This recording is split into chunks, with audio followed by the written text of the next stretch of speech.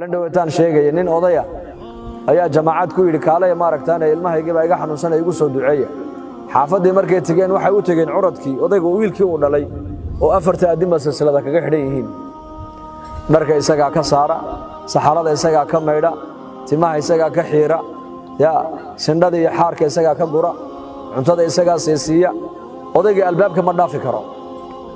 hadduu albaabka dhaafan kan waa nin weyn oo xoog leh dadka xaafadda joogo dhan u leynaya markaasuu yiri war 7 sano buu odayga 7 sanadood aqalkayga irida ma dhaafin buu xataa salaada halka geedka sida ku tukadaa buu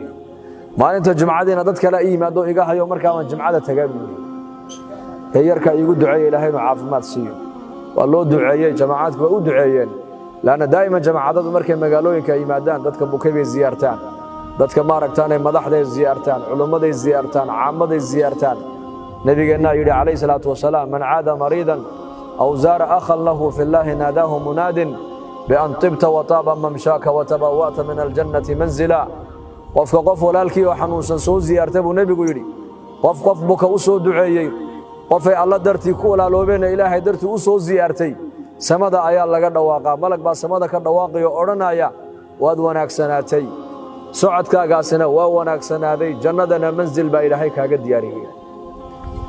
yakoo xadiista ilaalinaya jamaacadadu ayay dadka magaalada ziyaartaan markay yarkii u soo duceeyeen bay ka naxeen odayga rafaadka ka muuqda iyo ma aragtaan murugta ka muuqata wuxuu yiri inankayga dhibta ku dhacday ma u jeedaan ha aniga ga dhacday buu aniga buu maalin uu iga careysiyo waxaan ka idhin buu yiri inkaar ku dhacday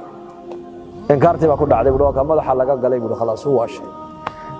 dhibtiisina aanay igu soo noqotay buu aniga saxarada ka meeday buu albaabka ma dhaafi karo 7 sano albaabka kama bixin buu ridaas marka ciyaalka yaan la habaarin ciyaalka waa loo duceeyaa waa loo dhibriyaa waa la tarbiyadeeyaa tarbiyada islaamka inaan qaadano weeyaan ha muslimku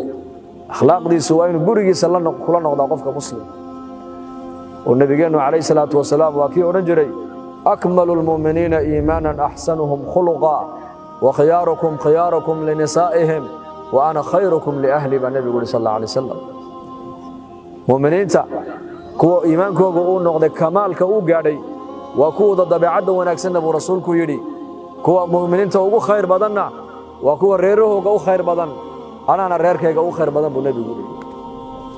akhlaaqda wanaagsan aad leedahay iyo naxariis wanaagsan hadaad leedahay baa leeydi dadka ugu xaq la inay arkaan waa ma aragtaan waxa weeyaan ma aragtaan waa ehelkaada labada dhalinyaradana waxaan oranaynaa shaab nashaa fi taa'ati allah nin dhalinyaro ah oo dhalinyarnimadiisa ilaahay taa'adiisa ku ababay oo ku barbaaray waxa uu ka mid noqonayaa todobada ilaahay qiyaamaha hooskiisa ugu hoos hareeyo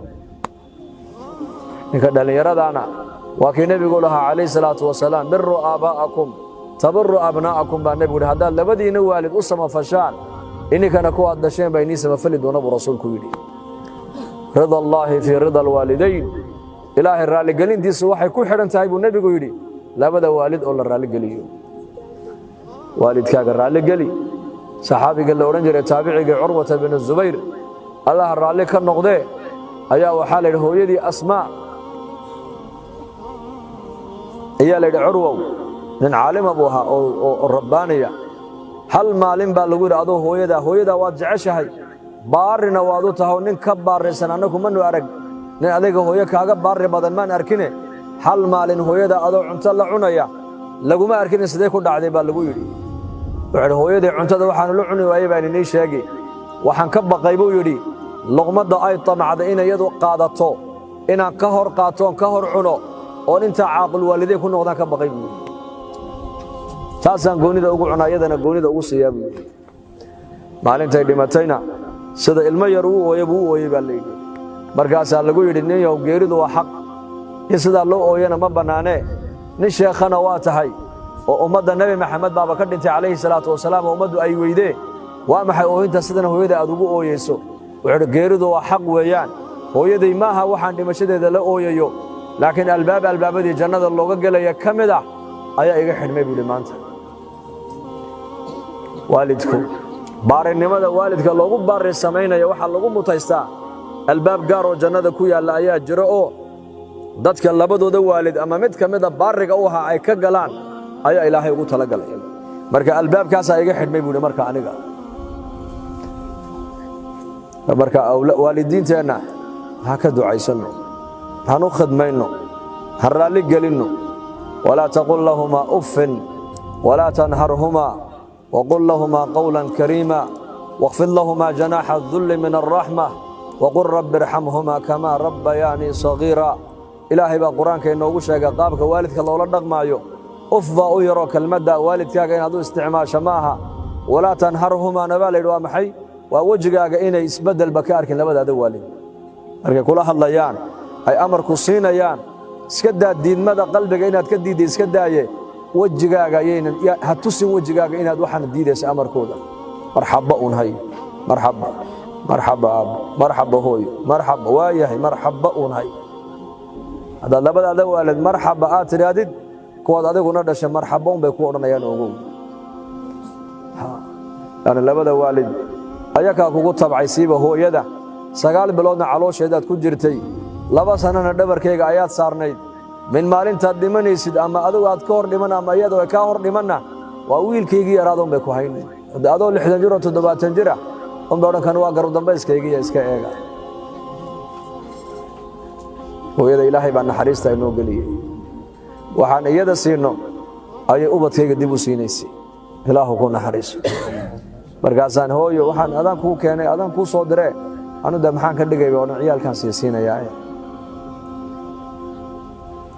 adoo konton jir intee madaxa ku qabatay ku oran waa kanoo sallidna looma mariyo islaamihiisa warkama hayaan ilmaha iga yara dhashay ya allah hooyada abaalkeeda lama gudi karaayo nabigeena calayhi salaatu wasalaam nin baa u yimid oo yidhi saxaabada yaa rasuulallah dadkayga ehelkayga qofkee aniga igu xaqle bal ii sheeg markaa buu nabigu yidhi hooyo haddana buu ka yidhi markaasuu yidhi hooyo mar saddexaadna u weydiiyey hooyo markii afraad buu nabigu yidhi aabbo maxaa saddexda nabigu hooyada u sheegay laana hooyadu tacabka ilmaha ay la soo martay aabuhu lama soo marin aabaha sifadiisu waa adayg hooyada sifadeeduna waa raxmad sagaal ciyaal haday hayso oo kala dabeecad yihiin mid walba iyadu mid walba way raali gelin mid kasta hadii la yiraahdo hooyo ubadka ay ugu jeceshahayna wuxuu oranayaa hooyo ubadkaana ay ugu jeceshahay laakiin aabuhu sifada male aabaha ciyaalku waa u kala soocan yihiino ka tacliinta iyo baariga oo ana wuxuu ka tacliinta waxbarashada ku wanaagsan isagana u baariyana wuxuu oranayaa anu kana dhalay haddaan ninka iga eega buu oran laakiin ka ku dhaga adaga waxbarashadana kulliita kan ciidu raacayba garan meena buu oran ciidu yahayba kan garan meena anagu laakiin hooyadu sida maaha